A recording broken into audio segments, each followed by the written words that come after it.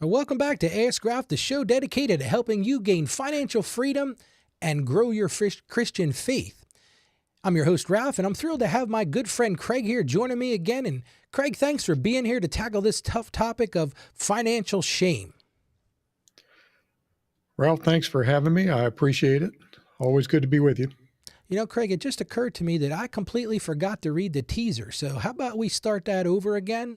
And that way, when they do this in post-production, they can do it. So let me go back and start over again. How's that sound for a live show? No problem. That's live TV. There you go. That's correct. All right, well, let me get started again. So here we go. Feeling crushed under the weight of those past financial mistakes? Do you find yourself hiding bills, avoiding money conversation, or comparing your situation to others, feeling like you're never going to measure up? That feeling, that's financial shame. And it's a heavy burden to carry, especially for Christians. But what if I told you there's a path to freedom, a way to step out of that shadow and walk confidently in your finances and your faith? Well, today on Ask Ralph, my friend Craig and I, we're diving deep into breaking the cycle of financial shame. We're going to tackle some tough questions.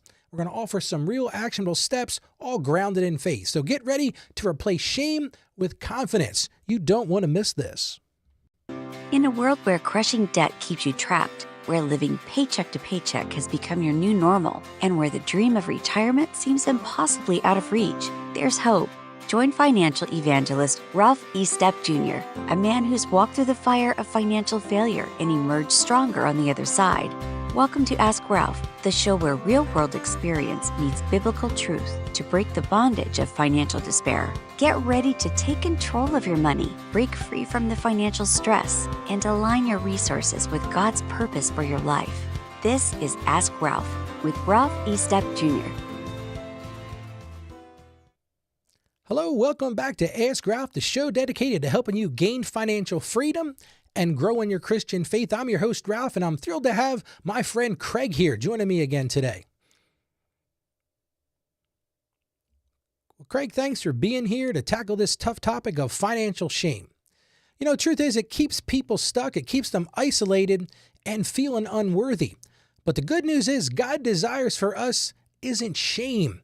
He wants to have us see freedom and wisdom and confidence all grounded in Him. So today we're going to tackle this head on by answering some emails I received from listeners wrestling with this very issue. So Craig, how about we get started with our first listener question? And this one comes from Maria. Let me put this up on the screen. All right, so this is what Maria had to say. She says, "Hi, Ralph and Craig. This is Maria writing. I grew up hearing money is the root of all evil. And even though I know the verse is about the love of money, I carry deep shame about wanting to improve my finances or even just having debt from trying to make ends meet. I feel like wanting financial security makes me less faithful, and my past mistakes constantly whisper that I'm a failure in God's eyes. How do I reconcile wanting financial freedom with feeling spiritually guilty?" Well, Maria, let me just start by thanking you so much for your honesty. That feeling is incredibly common.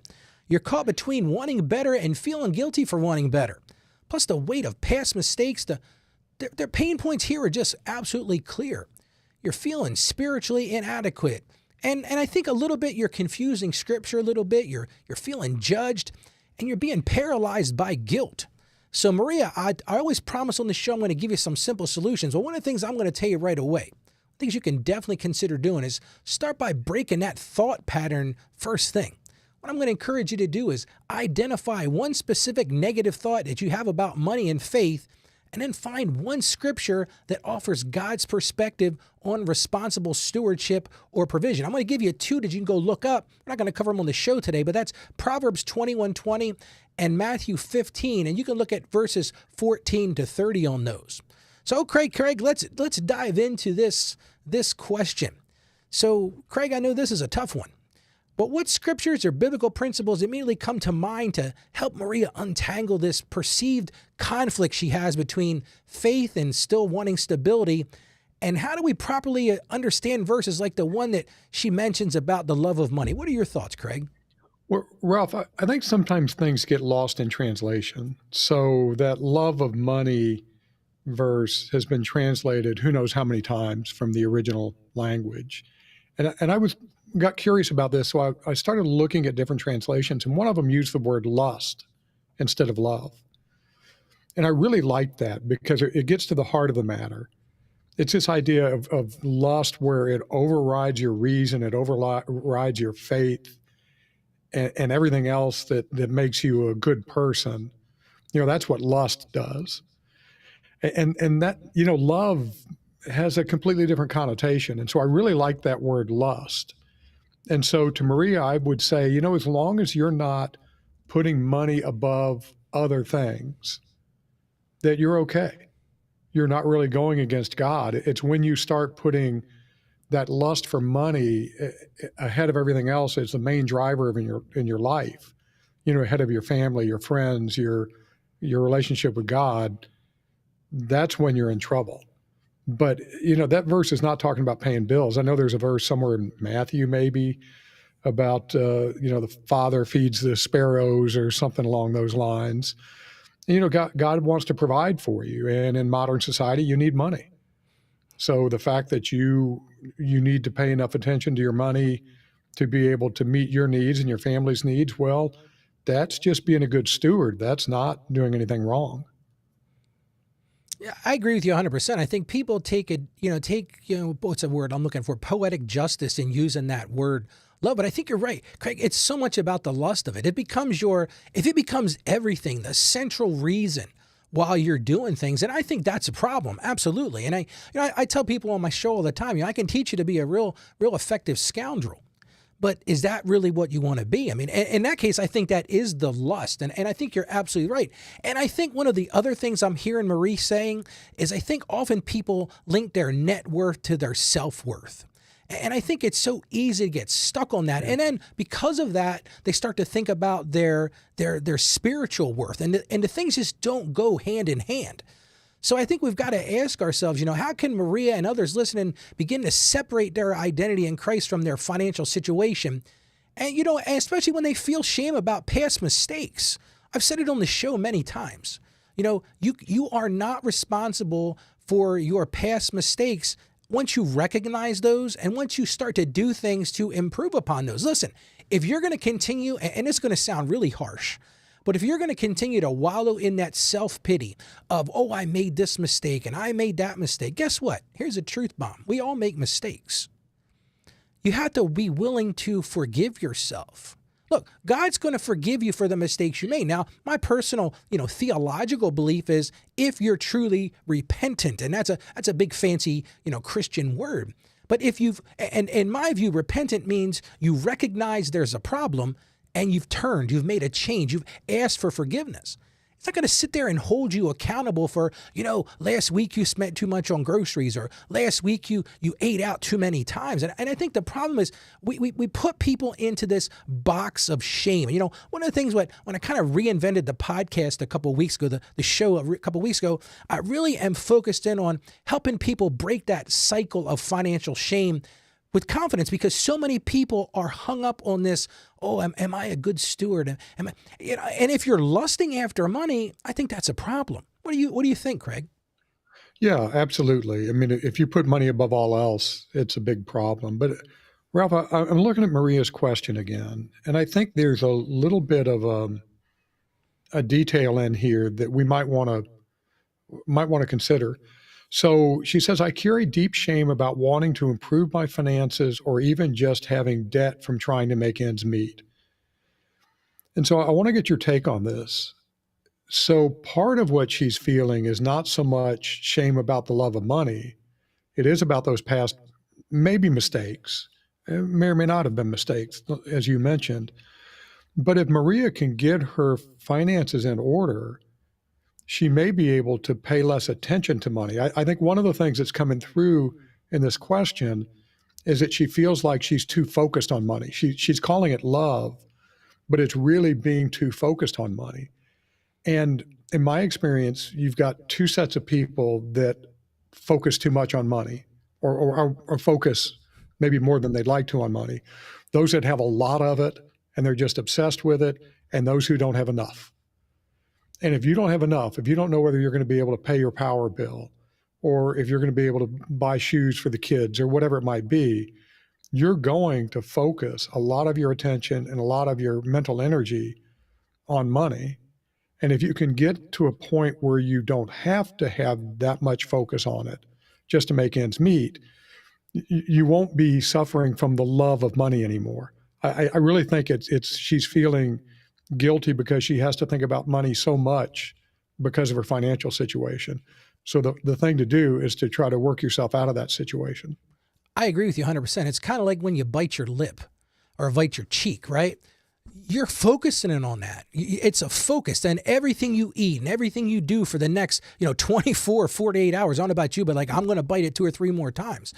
But I think that's the same thing you're alluding to here, Craig, is she's so focused on that because it's a constant struggle point.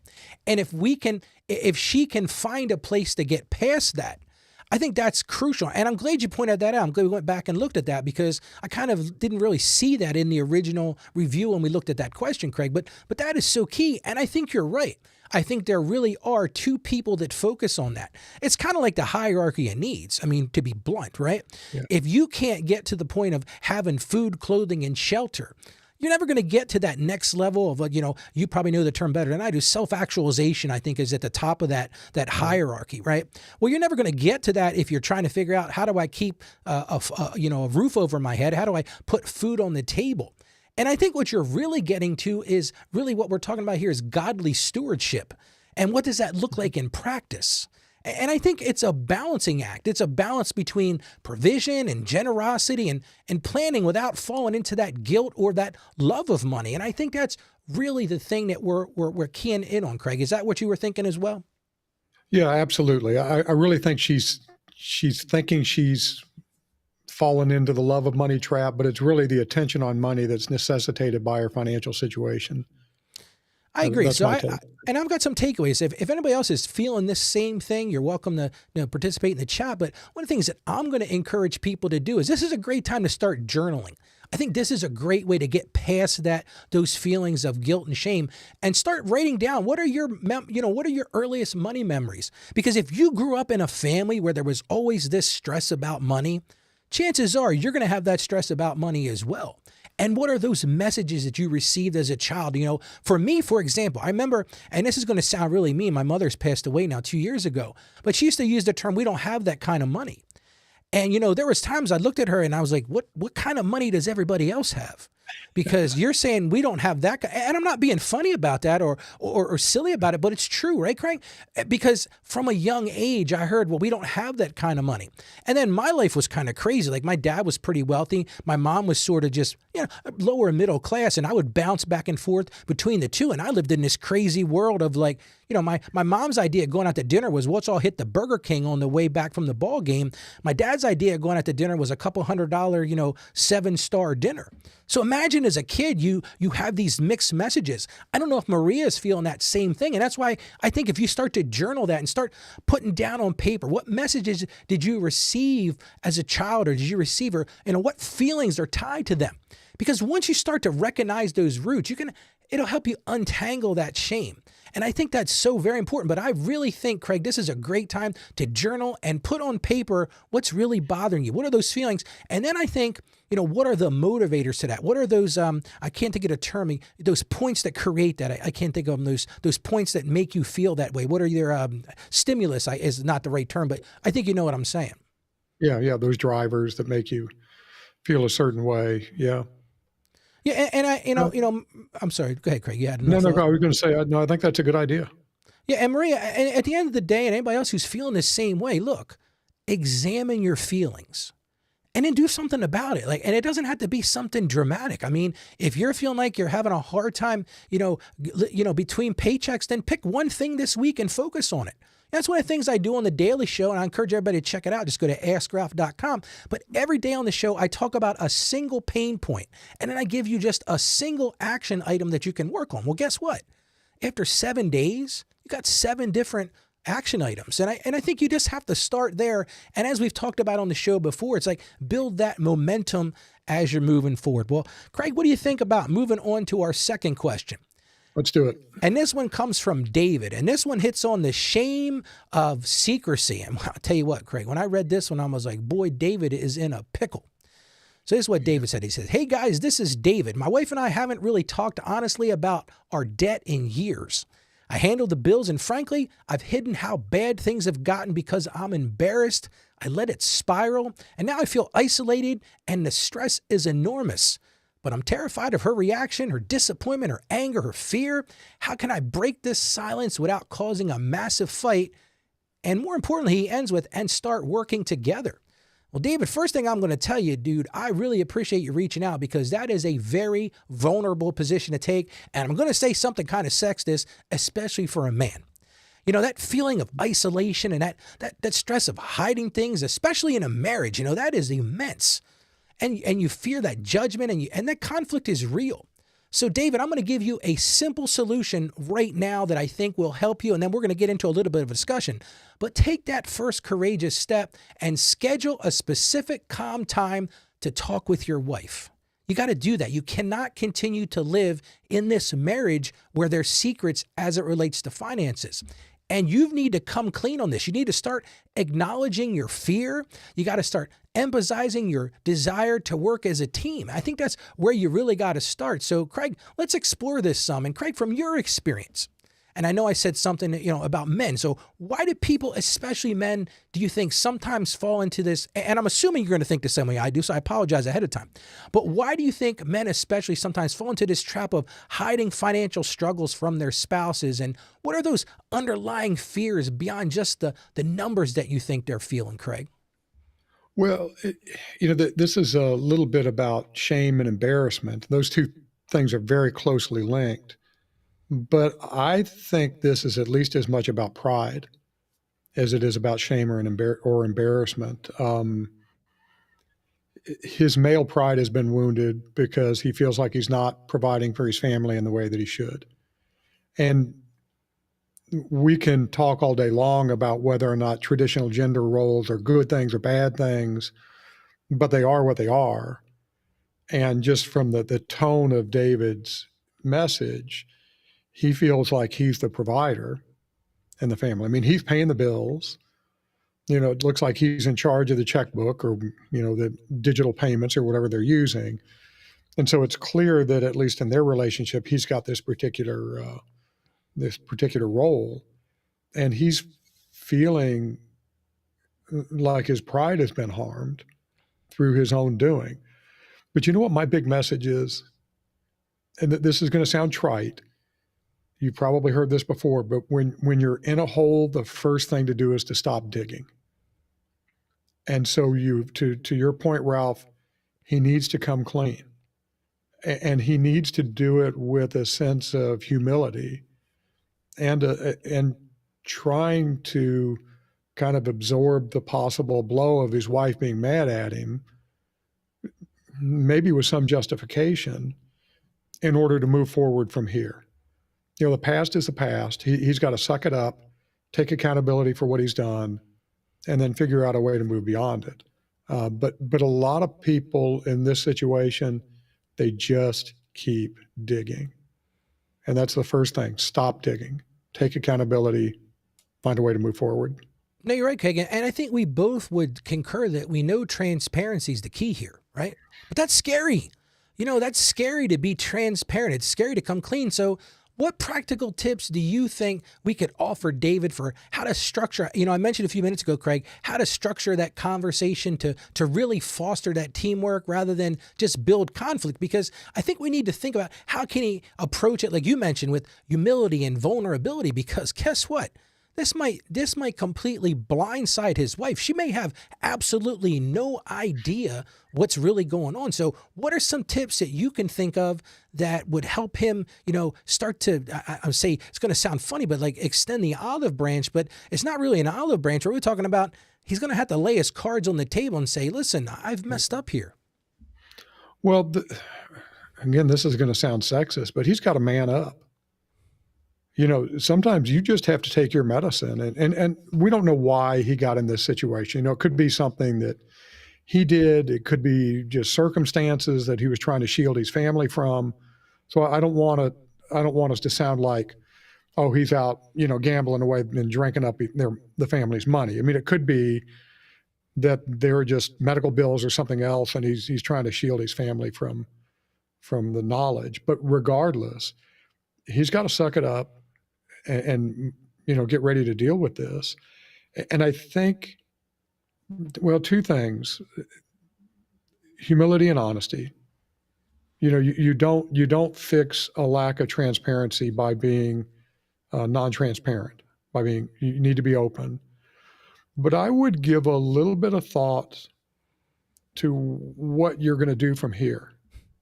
So, I'm trying to project how his wife might feel if he comes to her and says, "Honey, I've screwed up over the past few years. We're in a really bad financial bind.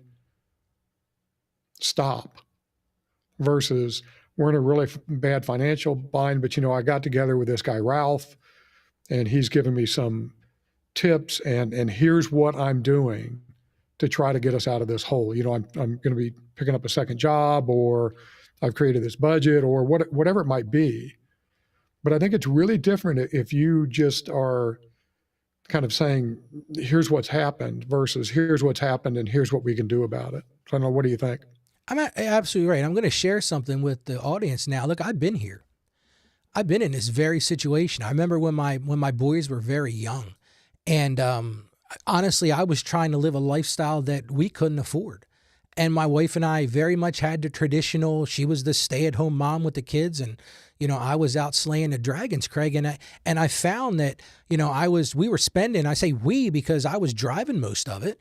But we were spending more than we were making, and I was running up credit card debt, and, I was robbing Peter to pay Paul, all those things. And it was really scary for me to go to my wife and say, "Listen, I've crunched the numbers and we're not in a good spot here." But I felt like so compelled, like I needed to do it. And it came all of a sudden one day. And at the time I was working for my dad's accounting firm, which working for family, well, that's a whole nother story. But we got paid once a month. And once a month payment, when you're not good at managing, and listen, this is Ralph the accountant saying this, once a month when you're not good at managing money is a tough situation. And I remember Craig, I don't remember exactly when it was. I think the boys were my youngest might have been a year and a half old, and my oldest was about 4. And I don't know what was going on, but man, we were really struggling. And I remember my wife said something about, I need to go to the grocery store. Do we have enough on our credit card to handle the groceries? And Craig, I panicked because I knew, man, that credit card was maxed out. And I said, "You know what, to be honest with you, I don't know." And that was a tough situation because she says, "Ralph, and listen, and I'm not saying we both handled it well, but she said, "Ralph," she says, "I'm counting on you for this. If there's something going on, you need to tell me. If we can't afford to live this way." And Craig, I'll never forget what I did. I remember at the time I had a Fender bass guitar. And the only thing I could figure was, what? It's time to take this Fender bass guitar to the pawn shop. And I'm serious. I actually did this. Went to the pawn shop and sold my Fender bass guitar that I had from when I was about 16 years old because I had to put food on the table. And you know what? It was at that point I said to my wife, I said, "Look, I'm going to have to be honest with you. We cannot continue to live like this." Now, in her defense, most of it was because of me. I like to eat out. I like to do all the, I didn't want my kids to go without. But man, I'll tell you what, I can feel where David's at. And that was not an easy conversation to have. But the thing that really, the thing I will say about it, David, is once you get past that and once you have that conversation, as long as, like Craig said, as long as you're willing to take that accountability, that's the key to the whole thing, is you got to be accountable for it.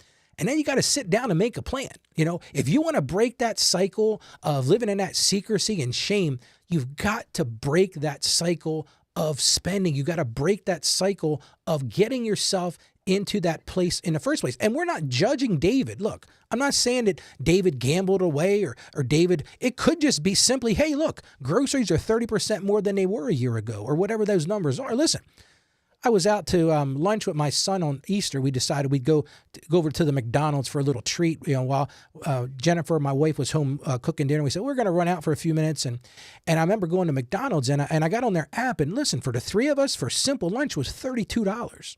Good And so night. we're sitting there in the drive up, and I said to my son, I said, what do you, because he's on his own now, my youngest, he's 23. And I said, what do you think is the hardest thing about budgeting your money? And he looks over at me and he says, Dad, trying to figure out how to pay for groceries. And you know what? And Craig, I think you probably agree with me. I'm at the point in my life now where I've been very blessed. I'm not worried about like how much that next grocery bill is going to be. But listen, I've been there. I've been at the grocery store line writing a check because I knew I'd get paid next week, and hopefully that check wouldn't clear till next week.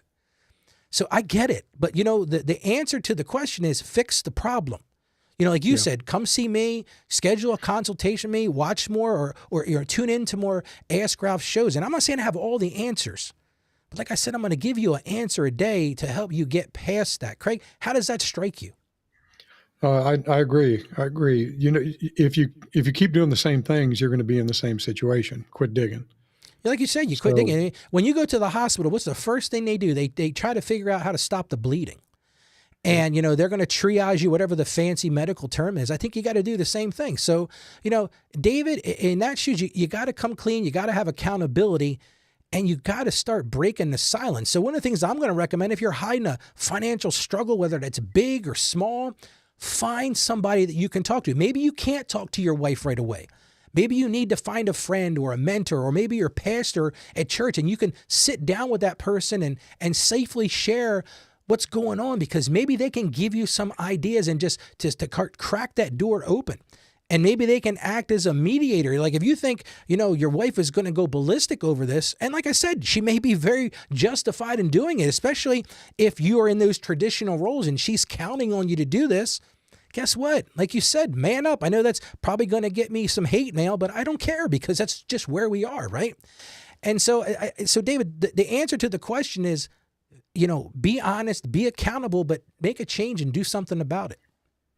Ralph, I have a question for you. It's going to sound odd. Are you a rip the Band-Aid off sort of guy, or you take it off slowly?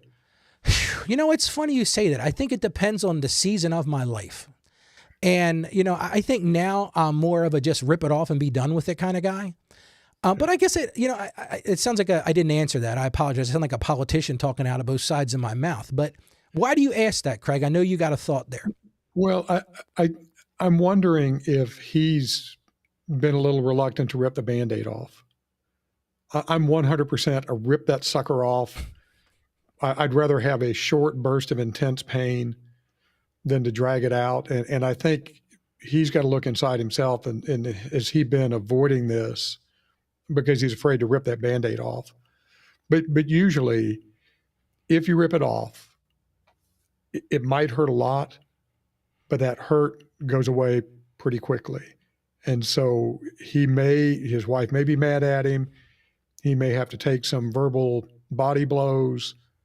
He's got to not get defensive. He's got to take accountability and responsibility for what he's done, and then find a way to move forward. But I would 100% rip the Band-Aid off in this situation. Just have a plan, rip the Band-Aid off, move on. Yeah, I'm just visioning him walking into the kitchen where his wife's making dinner, perhaps, and again, we're getting very role modeled there, and saying, listen, guess what? We're broke. I guess you can't rip the Band-Aid off any more than that, Craig, but I think you're right. I think we got to get to a point where we can't, dance around this anymore. We got to be upfront about it, because guess what? It's not going to change unless you change it. Exactly. Well, Craig, how about we move on to our third question? This one comes to us from Sarah. Now, Sarah actually runs a small business, and she's dealing with the shame of debt. Seems like we're talking about a lot of shame here today, but this is what she showed. Ralph, Craig, Sarah writing.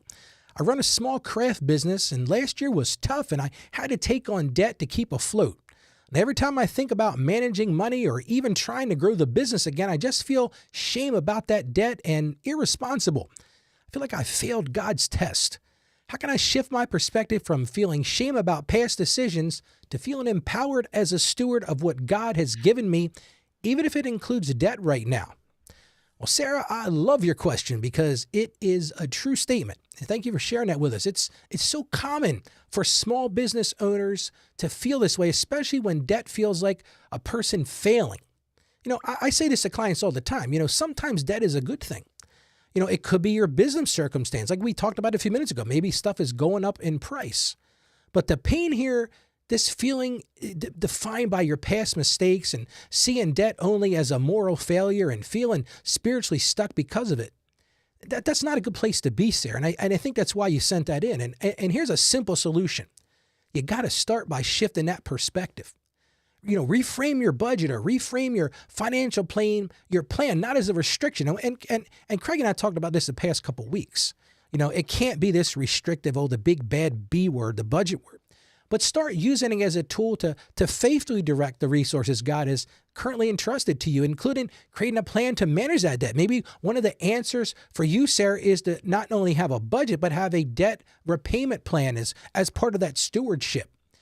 And, and Craig, we're going to unpack this some together, but how can we help Sarah understand the concept of grace? Because I think that's one of the big things that she doesn't get, and those financial mistakes and business debts. And Craig, I think you mentioned before that you've been in business for yourself. And, how does that grace free us from that feeling of having failed God's test?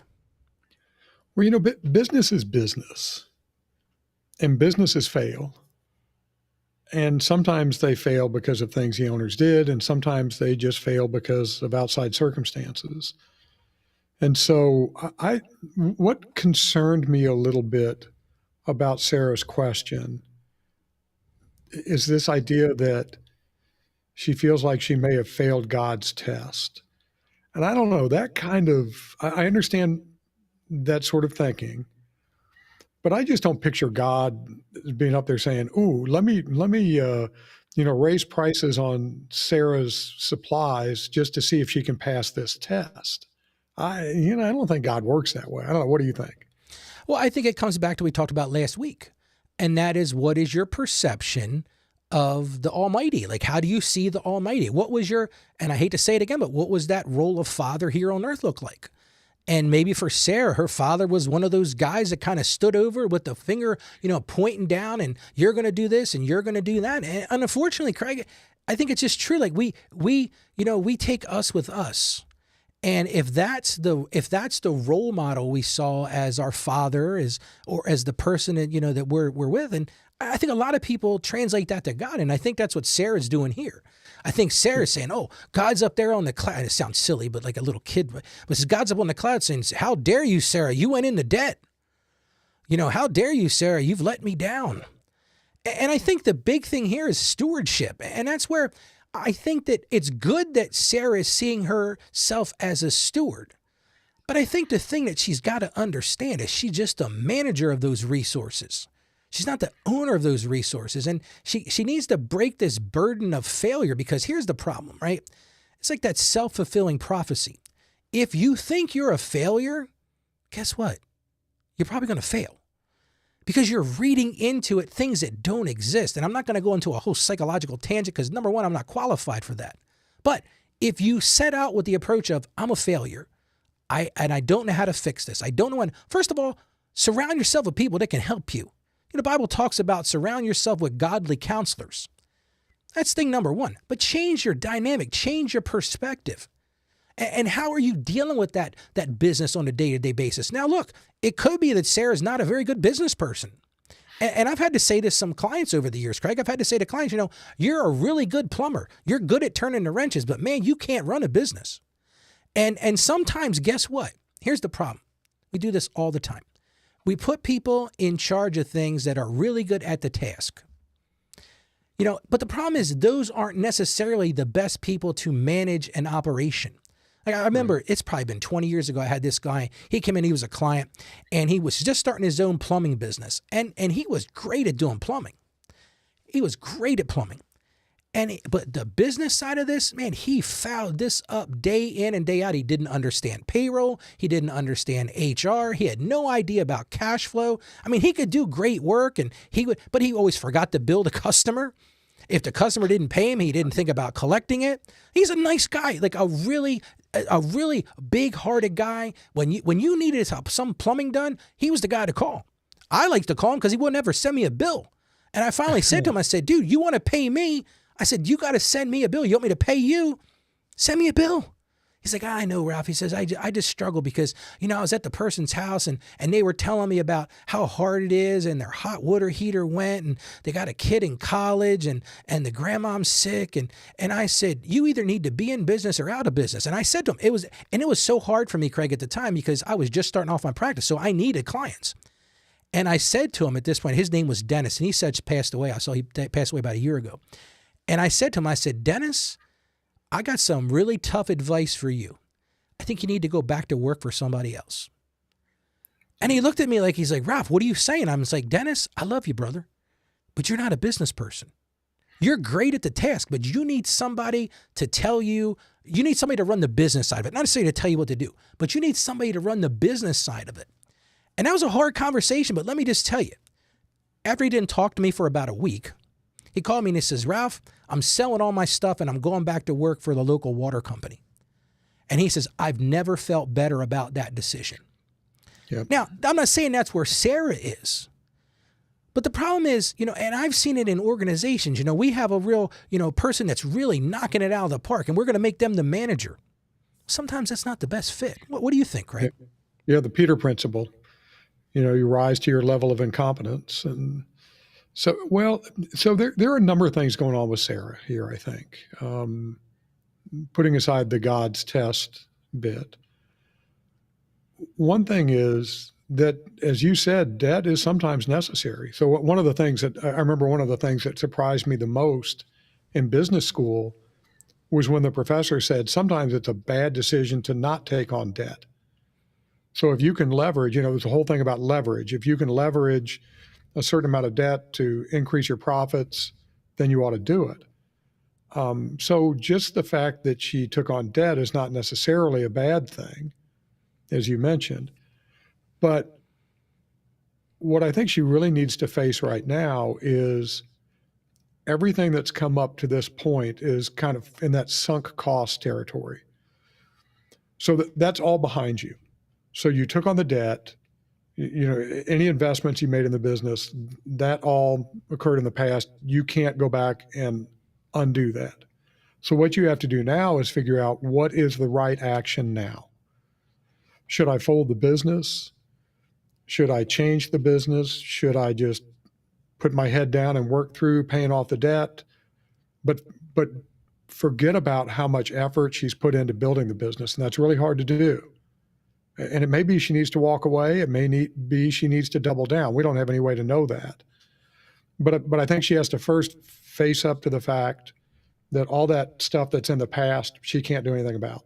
So she's got to focus on what she should do now.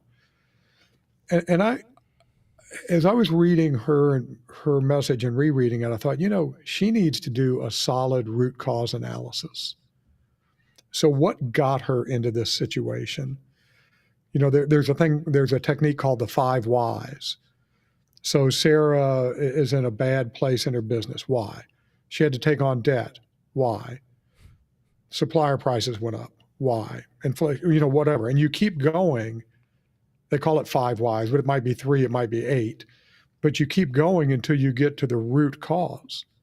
And maybe, she had some unrealistic expectations, or I don't know what it could be. But I think she's maybe needs to get somebody to help her with this. But she really needs to do that root cause analysis and then ask herself, can she do something about the root cause? And sometimes businesses fail through no fault of the owners or managers. I remember I had a small business selling computers and software. I made a good chunk of my profit selling office supplies. So I would stock paper and specialty pens and stuff like that. And they were high margin items because I could provide them right then. And then one day I walked into a Staples that had first come to town. And I remember thinking, well, you're done. And there's literally nothing I could do to keep my business going the way it had been going. So I sold it. I sold it to somebody that had more resources than me and went to work for somebody else. But I mean, it's not my fault that Staples came into town and started selling everything at, 2/3 of the price I could. That's just the way it goes. And so I don't look at that as a failure. It was a good run. I did what I could for a while. The world changed. I made a decision and moved on. I will have to say, I learned that I don't ever want to have my own business again, too. It was nice to not have to worry about all of that. But I think Sarah's got to do a little bit of soul searching here and really come at it from a disinterested party angle where she can kind of untie the emotions, especially when I see craft business. I mean, that just sounds like something that's a passion business that she's really into, and that's all great to be passionate about your business. But sometimes you have to separate out the passion and the business. I think you're right. And I love the 5 whys. I think my kids, I think they would get up to 25 whys sometimes when we were talking through things. But no, Yeah, I think it's so important.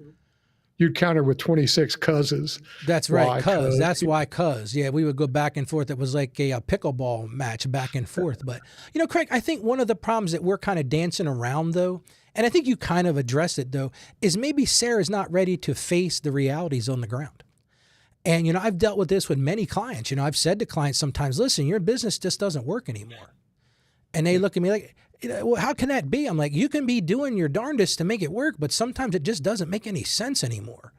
And like you said, when Staples came to town, I remember, it's funny, Craig, because when I was a kid, my dad, in addition to being an accountant, had a office supply business.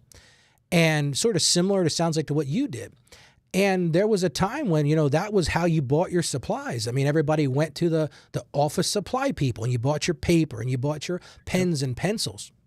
Well, I mean, now it's even a whole different discussion with Amazon and all that.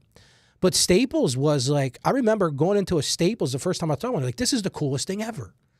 Because they had all the things that you had to buy from that specialty, office supply store. And it was right there. Well, guess what? Like you said, that was no fault of your own. But sometimes it is your fault too, though, Craig. And I think that's where the whys is going to be such a huge thing for Sarah. And I don't know that maybe Sarah's, it's going to sound terrible, like wallowing in self-pity because she doesn't want to come to that realization that this is a hobby, this isn't a business. Maybe she quit her full-time job to pursue something she really loves, and that's great. And I encourage people to do that every day. But the reality on the ground is you still have to pay your bills. And, right. If you can't make a go of it, then you can't make a go of it. So I'm going to give a couple action steps here for listeners. One of the things that I'm going to say at this point, Sarah, you sound like you're very faithful. So one of the things that I would tell you to do right from the beginning is pray about it. Pray specifically about it. Thank God for the resources. Thank God for the opportunities and even thank Him for the challenges that you have right now. But then the second part of that is ask for His wisdom, ask for His strength, and ask Him to show you how to manage that faithfully. Or, like Craig and I are talking about, maybe whispering in your ear and going, you know what? It's time to go to do something else.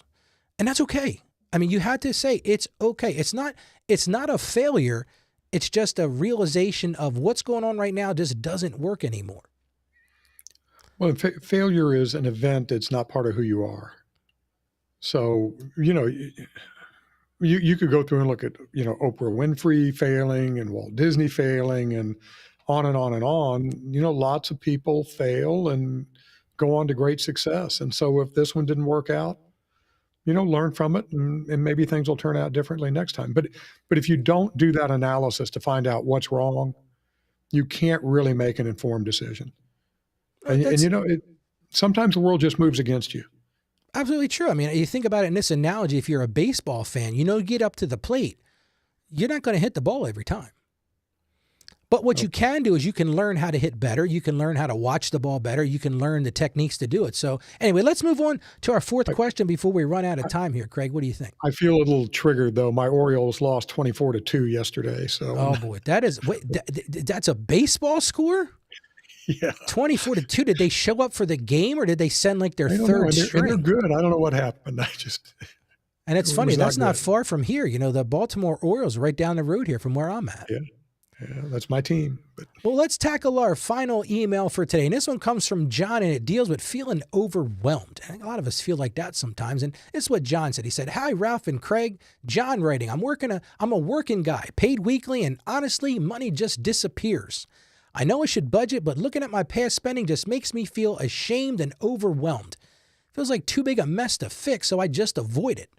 What's one tiny manageable step that I can take this week to start feeling less shame and more in control without trying to fix everything at once?" John, thank you for sending that. You have teed up what I wanted to end the show with today. And that's that feeling of overwhelmed, because what it does is it leads to avoidance, and it puts you in this classic cycle of shame, and then you don't do anything. You should do something, but the perceived size of the problem just makes you freeze. I remember when I was a kid, my dad wanted me to move this big pile of wood because I guess, he was going to do something in the yard. And I looked at this huge pile of wood. When I saw it as a big pile of wood, it made me freeze. I didn't think about, I could just take one piece of wood and start moving it. So, John, a simple solution that's incredibly powerful for you is over the next 7 days, for you, simply track where your money goes. Not judgment, just write down where it's going. Just write down every single dollar that you spend, because awareness is the absolute first step to taking control of your situation. And that's not overwhelming. And I think that's where we can explore this, Craig. And anybody else listening, Craig, can you talk about the psychology behind why starting small is so effective in overcoming financial overwhelm and shame? And why does trying to fix everything at once often lead to doing nothing at all? Well, so we get into a situation, a couple of things going on psychologically. One is just cognitive overload. If you see this big problem, we can't get our heads around how to solve it. And so if you just look at the whole big problem, I've got $50,000 in credit card debt. I'm never going to pay that off. I don't have $50,000. And you just work yourself into this frenzy trying to figure out how to take care of all of the entire problem all at once. And it doesn't work that way. You break problems down into big problems into smaller problems. You just go pick up that one piece of wood. And so if we think about small actions, first of all, we can get our heads around small actions. I can pick up one piece of wood. I can do that. But there's another more subtle piece to this, is there's a little bit of pleasure and satisfaction from gaining that small win. So I moved that piece of wood, and that not only was I able to do that small thing successfully, and I feel good about that, but now my big thing is a little bit smaller. Instead of 200 chunks of wood, now there's 199, and then 198, and then, so on and so forth. And so we get that little bit of pleasure that provides some incentive for taking the next step, because we like to feel good. And so if you feel good a little bit, you want to do whatever it made you feel good. Again, I didn't say that very well, but you want to keep that good feeling going. So you go do the next thing and the next thing and the next thing. And we call it a virtuous cycle. It's this virtuous cycle where one good thing leads to another good thing, leads to another good thing. And, pretty soon you're in a much better situation. So there really is some very solid psychology behind that approach. But Craig, I'm going to take devil's advocate position here and look at what David wrote. And that is he can't figure out how to get started. And, that's a hard thing. Like you and I, and I'm guilty of this too. Like I jumped right into giving him advice about start tracking things. He might not even be ready for that. Like I'm not even sure he can handle that at this point. Now, and so how do we give him that initial momentum, like you said, that virtue to just get started? I don't know. I really don't. Like I'm not easily stumped, but I'm kind of stumped right now. Well, but I'm going to take a little bit of an interpretive liberty here. I think when somebody says, I just don't know how to get started, they really mean, I don't know how to take care of this problem in one fell swoop. It's not really, I don't know how to get started. Whatever it is, because I've said the same thing. I just don't know where to start. Well, you know how you start?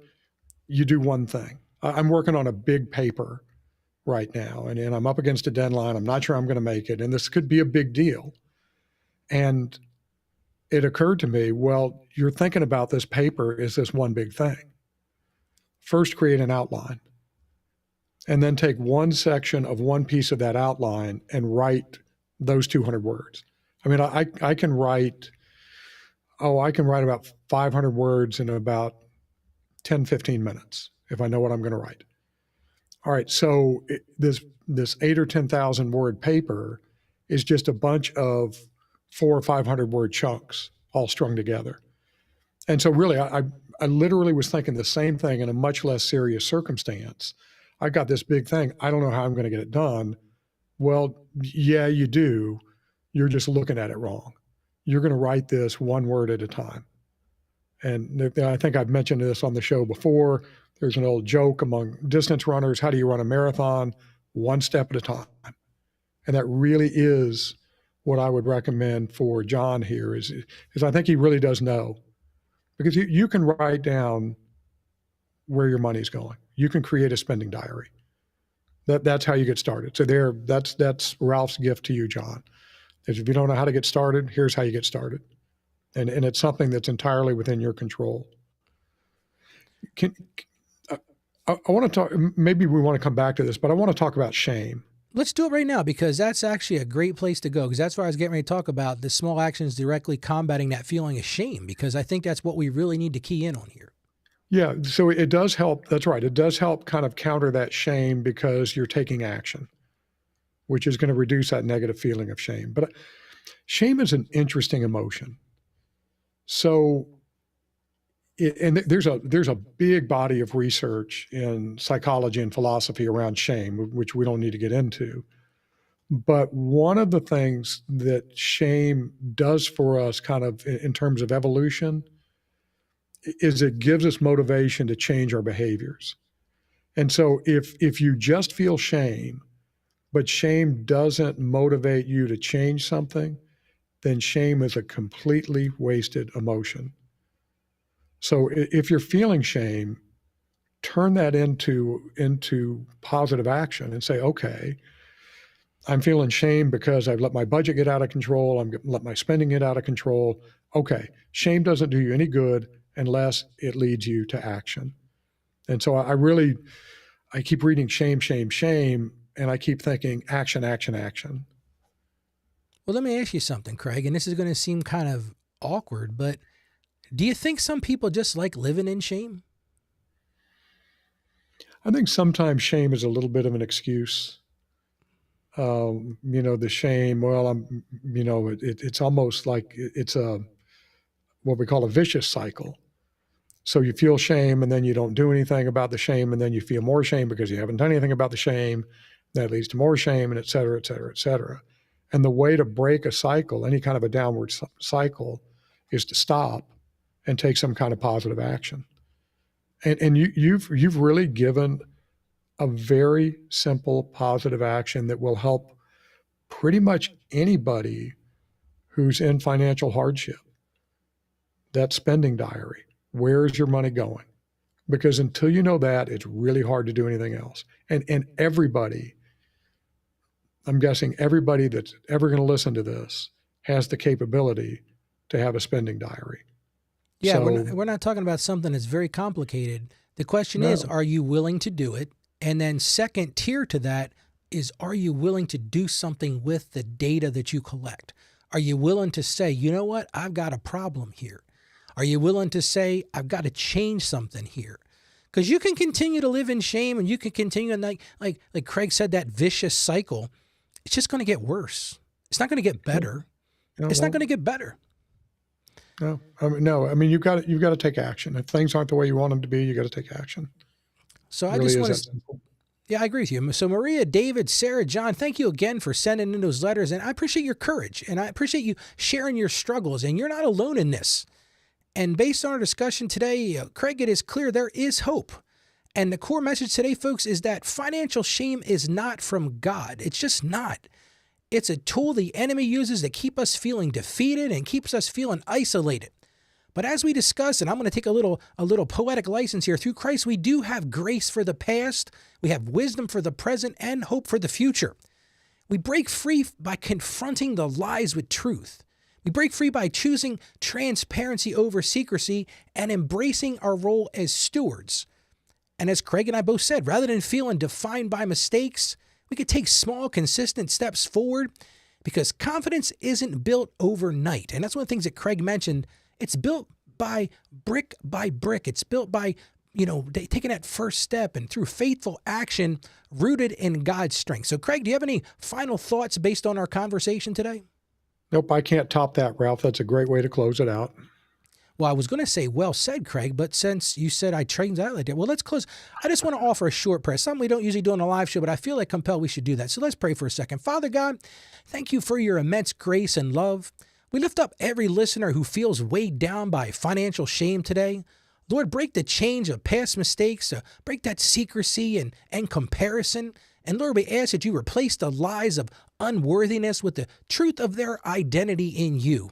Lord, grant them wisdom to see their finances through the lens of stewardship, the courage to take those small steps towards freedom, and the confidence rooted not in bank accounts, but in your unfailing love and provision. Help us all to walk in financial peace and freedom, and that's the freedom that you offer, and we ask this in Jesus' name. Amen. Well, I just want to thank everybody for tuning in to Ask Ralph. We truly hope this discussion has been encouraging and equipping. And thanks again to Craig for joining me today and sharing your wisdom, Craig. And remember to visit our website. You can do that at askralph.com for more resources and show notes. And I want to encourage everybody, share this episode with someone you might feel needs to hear it. So until next time, keep seeking financial freedom and growing in your faith. Stay financially savvy, and God bless you. Thank you for joining us on the Ask Ralph Show. And with a simple click to subscribe, we'll invite you back to our next episode. And remember, financial issues don't have to be complicated. Just ask Ralph. The information contained in this episode of Ask Ralph is based on data available as of the date of its release. Saggio Accounting Plus and Ask Ralph Media, Inc. is under no obligation to update this content if changes occur. Applying this information to your specific situation requires careful consideration of all facts and circumstances, and any information provided is not to be considered as financial, tax, or legal advice. Please consult your tax advisor or attorney before acting on any material covered.